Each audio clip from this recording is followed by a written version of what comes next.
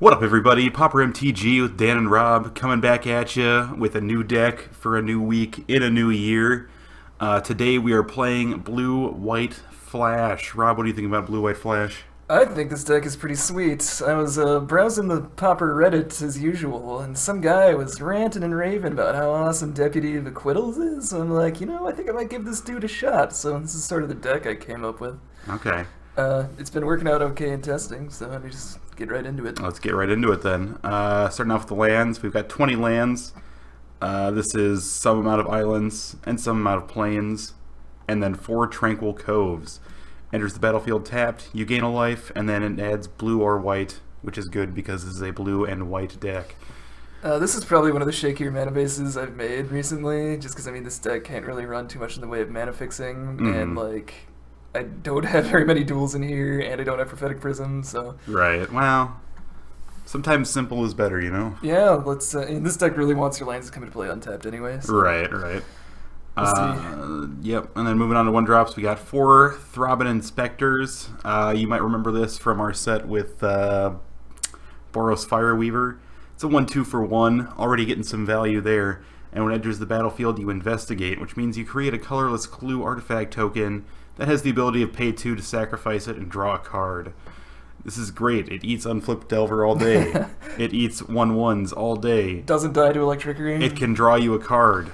Once. Like I said, this card is showing up everywhere these days. If you haven't picked up your set of Thraben Inspector yet, I highly suggest you do it. This thing goes in your Kaldotha decks, in your Fireweaver decks, in your Blue-White Flash decks, in your White Weenie decks. Pick this guy up. He is the best 1 white drop, practically. Well, I guess. Debatable, but as far as versatility goes, this fits into a lot of decks. Then we got 4 Faerie Miscreants. This is a 1/1 with flying for 1. When Faerie Miscreant enters the battlefield, if you control another creature named Faerie Miscreant, draw a card.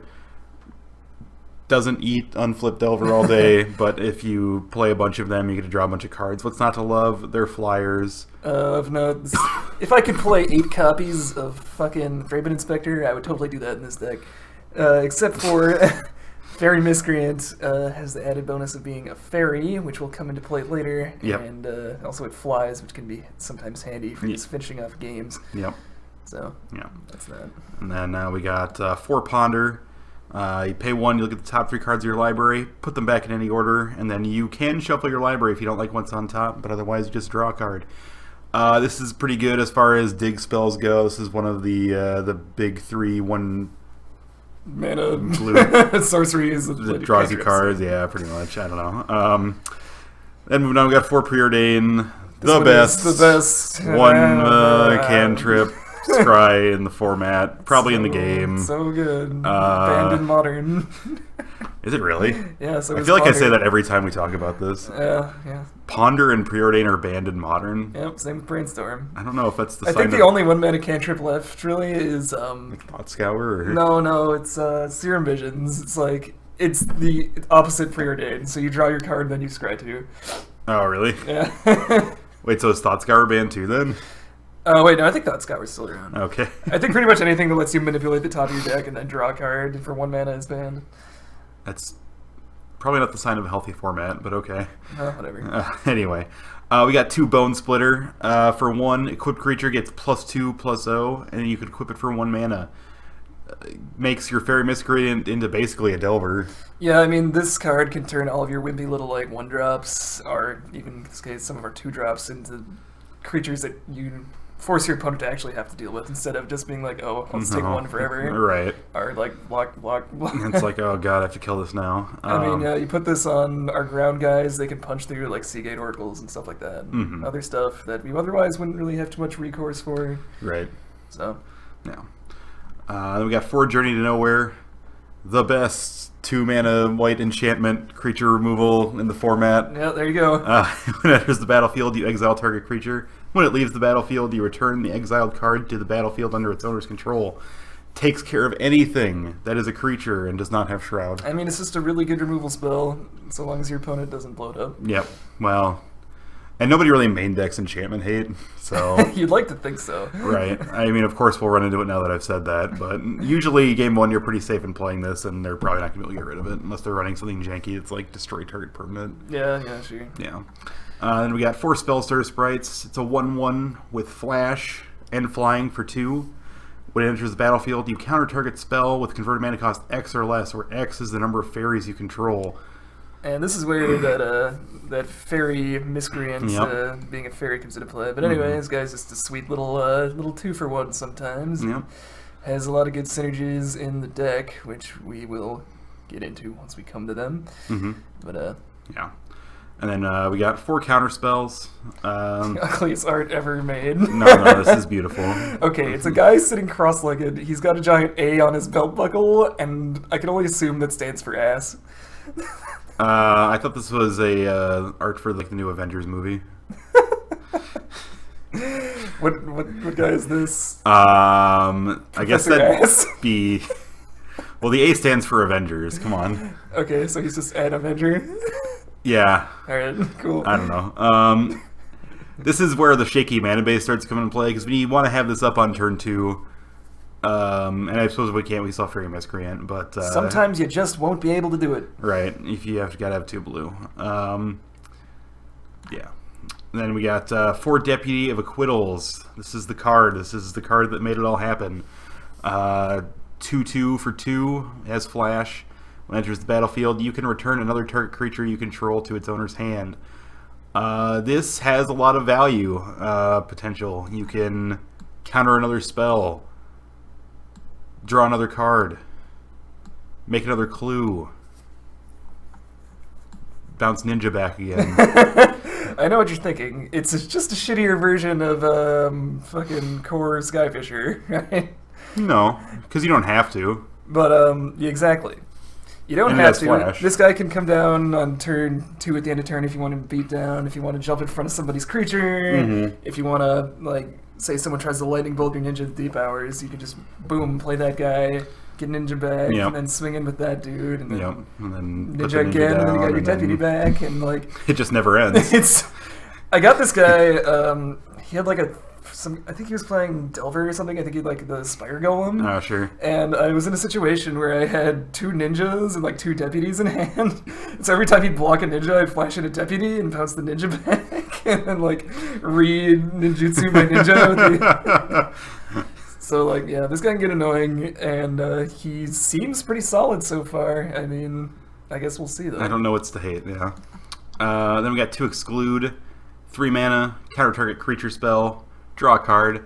This is something I could see us sideboarding out a lot, just because it might not always be the best option against some decks, but against decks that... You'd sideboard out Cryptic Command, Dan? Are you out of your mind? Well, this is not Cryptic Command, Rob. This is You're Exclude. right, it's better. It costs 3. Cryptic Command costs 4 and like 3 blue. It's like 3 blue and 1 general, yeah, but it also does everything you could ever want a card to do ever. Okay, fine. Exclude mimics Cryptic Command in one specific instance. Yep, where you could counter a spell and draw a card at the same time. Under very limited circumstances, yes, this could be Cryptic Command at some situations. As long as that spell's a creature, yep, you're in the clear. Yep. And plus that art, man, it's just a guy like electrocuting a trash can. I bet the trash can feels very excluded, or maybe the guy does, I don't know. I don't have time for your smart-ass shit, Teferi. Oh, okay. Then we got 4 Ninja the Deep Hours, 2/2 for 4, what? But it has ninjutsu, where if you return an unblocked creature you control to your hand, you put this onto the battlefield from your hand, tapped and attacking for 2. And then, whenever it deals combat damage to a player, you draw a card. You beat in with Faerie Miscreant. They can't block it because it has flying. Boom. It's suddenly a ninja. Same thing for Spellstutter Sprite. Yeah, I mean, you can get a lot of value with the ninja in this deck. Yep. I think even more than you can with the mono blue Delver lists, because we have access to like Thraben Inspector and the good old Deputy. But yeah, Ninja the Deep Hours is a beast as always. Everyone pretty much knows what he does by now. Back when we were playing the green-blue tempo, I remember one of the matches, some guy scooped as soon as he saw Ninja. Yeah, if you can't afford ninjas, you're probably not going to want to be playing this deck. Are these expensive? Yeah, I think they're like $1 or something. I suppose that, well... I know Excludes are pretty expensive as well. Okay. So, I mean, you can replace that. Yeah, we were thinking Exclude. actually replacing it with Mana Leak anyway, I mean, but... Yeah, for all the talk we did, it's not, like, amazing, but if in situations where it's good, it's really good. Yep, there you go. Yeah. That's perfectly said, Dan. Yep. That's the main deck. We're going to move on to the sideboard. We got 4 Sunlance. Deals 3 damage to target non-white creature. Might as well call this Trump Lance. I don't know. We all know how much Dan loves to kill non-white things. One of the rare removal spells that can target Blister Grub.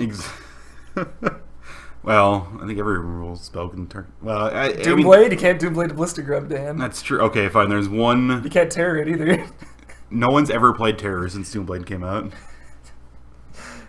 Anyway. I remember I was reading something online where some guy was trying to say that, like, this is good because you can dodge Terror and Doomblade, and it's like, what? Who maxes out their deck so much on Doomblades that they run Terrors as well? It's like Victim of Night, it's not enough. Murder, is that what that one's called? It's Murder not costs enough. 3, so it's not even on the same tier, Dan. But it destroys any creature, right? It destroys any creature. Okay, there we go. Even Blister Grub. Anyway, this is kind of like Lightning Bolt, but we can't cast it at any time. And we can't...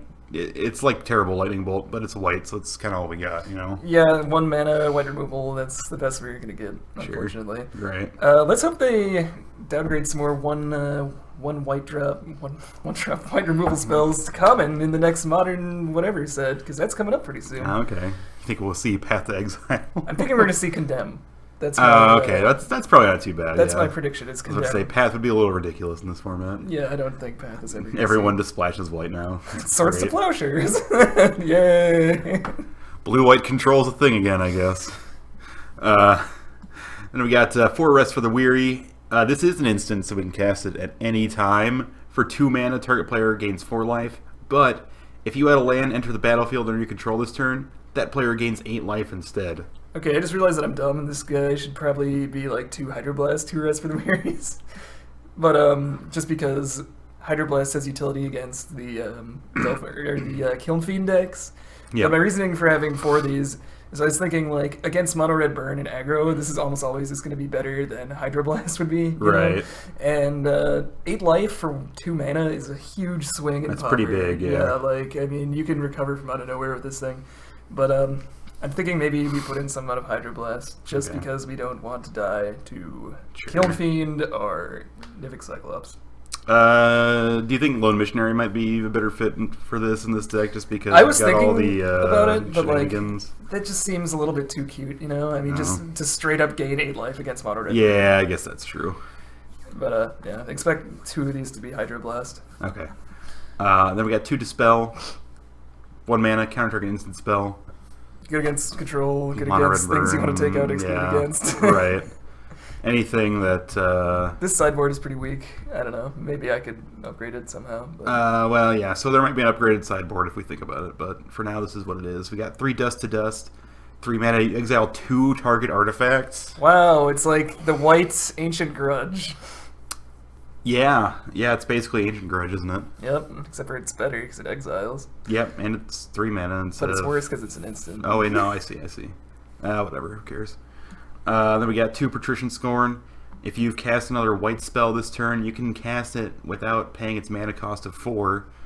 And you destroy all enchantments. It's an instant, so you can cast it at any time. Suck it, hexproof. Yeah, I mean, we got Deputy of Acquittals to enable that thing at instant speed. We got Thraben Inspector to not do that. And we got Rest for the Weary out of sideboard as well. Yep. We'll probably come in against hexproof just because we have like journeys we can take out. Right. Or if we really have to pay 4 to do this, I'm sure that's fine too. At some point, yeah. We might have to actually pay 4 mana to do this, but yeah. Nothing hoses hexproof quite like in effect like this. Right. So yeah, that's the deck. What do you think, Rob? I think we're gonna see what's going on with that sideboard in a second here. But other than that, I like it. Okay, yeah, I like this too. This reminds me of the blue-green tempo deck, but with more control and less tempo, I guess. I don't know. Yeah, that was a fun deck. It was. That was probably one of my favorite decks. We'll see some. What's the word I'm looking for here? It'll be like that. All right. We'll see you guys for matches. Thanks for watching.